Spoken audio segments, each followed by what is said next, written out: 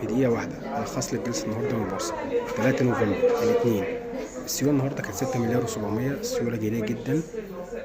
السوق قفل 38,600 للتلاتيني و 12,100 للسبعيني، يعني هم ارتدوا من على الدعوم ارتداد جيد جدا زي ما توقعت في الفيديو امبارح. حتى الان السوق يسير بشكل جيد فوق الدعوم الرئيسية.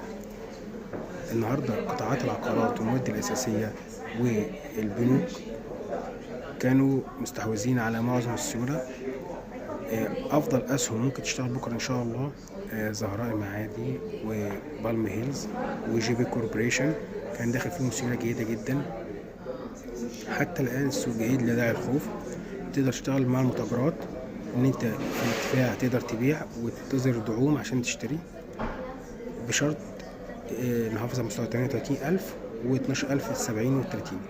لو عندك اي استفسار هكتب لك تحت في الكومنتات كل وسائل التواصل معايا، ان شاء الله تتواصل معايا، ولو عايز تشتغل معايا اتفضل. اهلا وسهلا.